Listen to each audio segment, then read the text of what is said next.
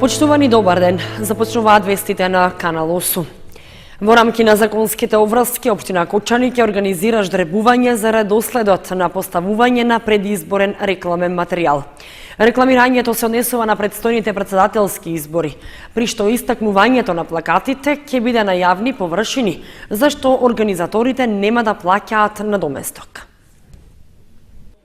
За предстојните претседателски избори, општина Кочани ќе им овозможи бесплатно рекламирање на организаторите на изборната кампања, кои имаат свој потврден кандидат за претседател на државата.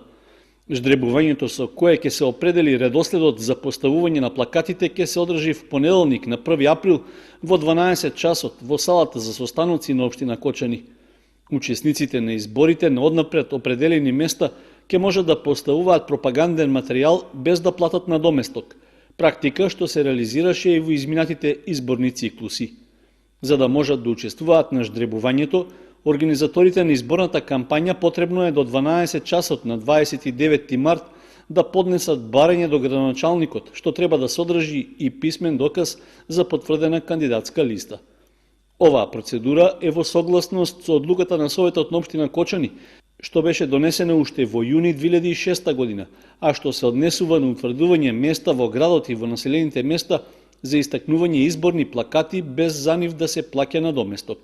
Според одлуката, пропагандниот материјал може да се истакнува на оградните ѕидови на улицата 4 Македонска бригада на излезот кон Штип и на улицата Тодосија Паунов на потегот што води кон населбата Оризари, како и на подпорниот ѕид на истата улица пред зградите наспроти бензинската пумпа.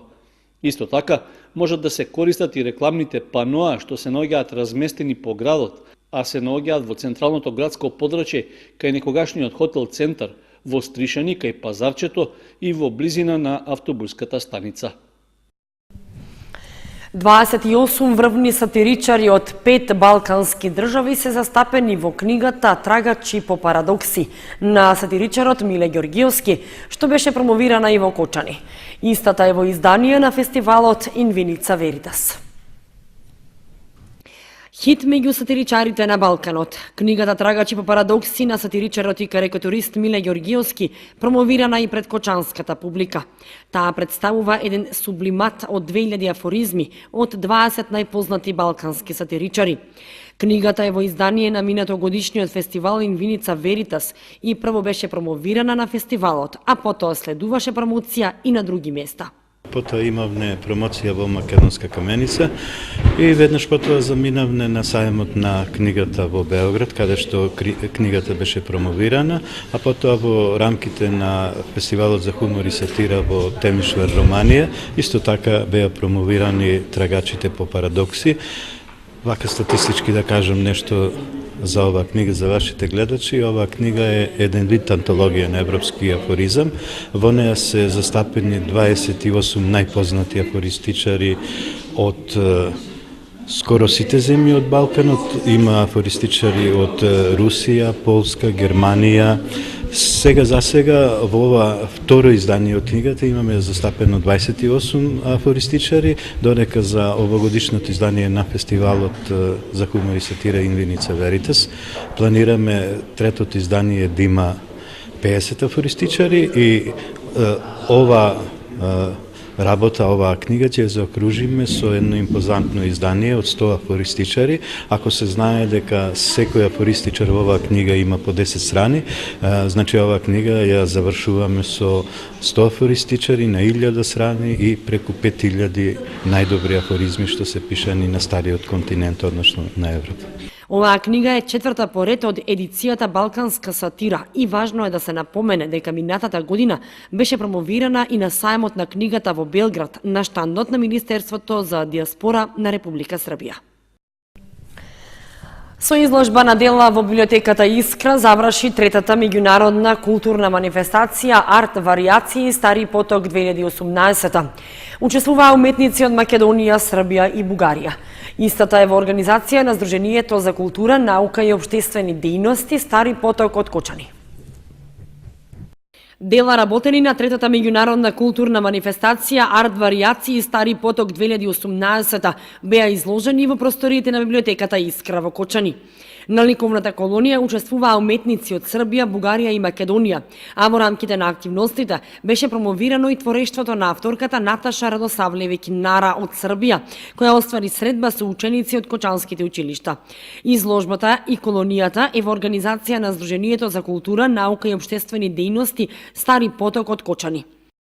На оваа манифестација учество зедоа сликари од Бугарија, Србија и Македонија, при што се одвиваше колонијата, додека на самата манифестација се одржа и книжевен портрет на Наташа Радосавлевиќ Нара од Србија, која исто така го посети и Средното општинско училиште Љупче Сантов, каде имаше средба со учениците од истото училиште.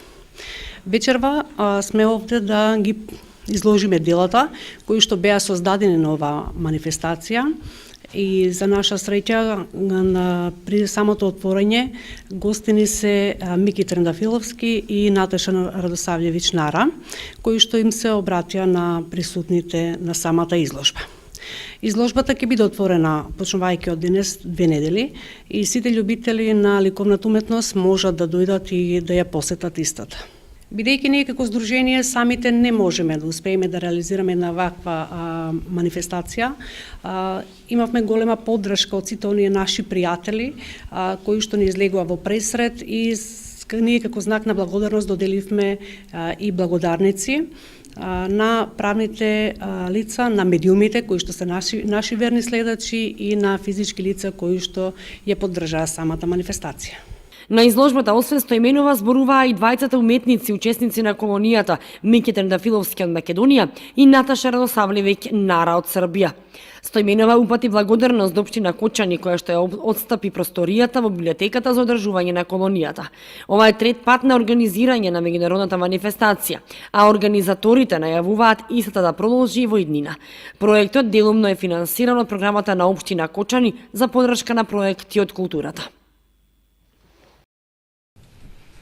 Со свечена академија и положување цвеќе на бистата на патронот, одбележан патрониот празник на основното училиште Раде Кратовче. Со изведба на македонската химна од страна на хорот на училиштето започна свечената академија по повод патрониот празник на основното училиште Раде Кратовче, која што се одржа во Центарот за култура Бели Мугри. Учениците и наставниците се потрудиле и оваа година на публиката да им прикажат интересни точки кои ги подготвија за таа прилика. На свечената академија настапи училишниот хор и оркестар, а пееја и ученици по оделни композиции.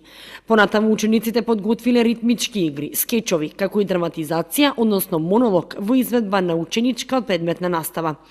Присутните гости во препалнетата сала ги поздрави директорот на училиштето Благој Давидков, кој во говорот истакна дел од успесите на учениците и проектите во кои е вклучено училиштето. По повод празникот на бистата на патронот во дворот на училиштето и во паркот на Револуцијата беше положено свежо цвеќе. Викендов во Виница се одржаа традиционалните Тодорови трки, на кои учествуваа неколку стотини надпреварувачи во повеќе возрастни категории. На најдобрите им беа доделени награди и признанија, а манифестацијата имаше и хуманитарен карактер. На градскиот стадион во Виница во саботата се одржаа традиционалните Тодорови трки, на кои учествуваа голем број учесници од предучилишна возраст до пензионери. Организатор на манифестацијата беше локалната самоуправа на Виница, а со поддршка од стопанскиот сектор од регионот. Учесниците се надпреваруваа во 10 дисциплини во повеќе возрастни категории. Иако трките традиционално се поврзани и се одржуваат за празникот Тодорова сабота, годинава поради обврските што претходниот викенд ги имаа учениците, настанот беше поместен за една недела подоцна. Гледате самите, имаме околу 1000 учесника, а публика гледате сите колку има. А понатака имаме традиционални спортски игри кои ги гајме од порано. Денеска имаме една наша сограѓанка на која треба хуманитарна помош и ќе собереме во публиката колку што можеме да ја помогнеме. Голем интерес на трките имаше за сите дисциплини, а покрај надпреварите во трчање, возење велосипед, атрактивни за публиката беа и трчањето во вреќа, пренесување јајце во лажица, трчање со врзани очи, трчање со патерице и трки со коњи. За победниците во секоја категорија беа обезбедени вредни награди, како донација од приватните компании во Виница и Кочани. По околу 30 години учествуваме секоја година, кој има трки Тодорови. И така традиција остана од деца. Треба неколку време, една недела, две, да се вежба кој не е чудо. Во рамки на манифестацијата Тодорови трки се одржа богата забавна програма со музички и балетски точки на учениците од деветолетките, како и со настап на локален бенд, а учествуваа и жените од Сдруженијето Златно доба. Годинава, виничките Тодорови трки имаа и хумана мисија, во која волонтерите на Црвен крст организираа акција за донација и помош на виничанката Лозена Анастасова, која е лице со телесен инвалидитет, а неодамна во сообраќајна незгода се здоби со тешки телесни повреди и речи си е неподвижна. Собраните средства се наменети за соодветна грижа и нејзино лекување.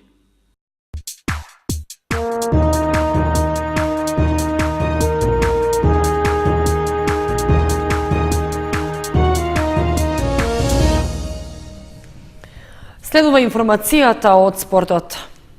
Во првата фудбалска лига во женска конкуренција, Кочанскиот праволигаш доживеа уште еден пораз, трет поред во пролетниот дел. Женскиот фудбалски клуб Кочани загуби на гостувањето во Македонска Каменица, каде се сретна со екипата на Каменица Саса. Фудбалерките од праволигашкото друштво викендов го одиграа третото пролетно коло од првенството, во кое тимот на ЖФК Кочани доживеа нов неуспех.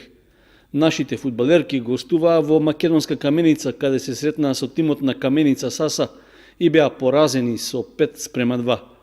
Ниту фактот што први дошле во водство не им помогнал на кочанските фудбалерки да извлечат поповолен резултат и да ја прекинат серијата од 3 порази во низа. Тие во Кочани се вратија без бодови и ја продолжуваат статус кво состојбата на долниот дел од табелата.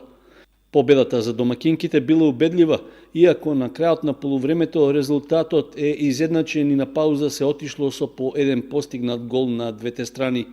Во вториот дел нашите фудбалерки успеале да постигнат уште еден гол, но домашниот тим дури 4 пати ја погодил противничката мрежа, па на крајот прокнижил нови бодови. Во наредниот период од 2 седмици ќе има пауза во првенството на првата фудбалска лига за жени поради обврските на репрезентативните селекции. Дали тоа ќе биде дополнителна можност за средување на редовите и подготовки за продолжението на пролетниот дел, ќе се види во почетокот на април, кога во Кочани ќе гостува екипата на Тетовски Љуботен, еден од конкурентите на дното на табелата.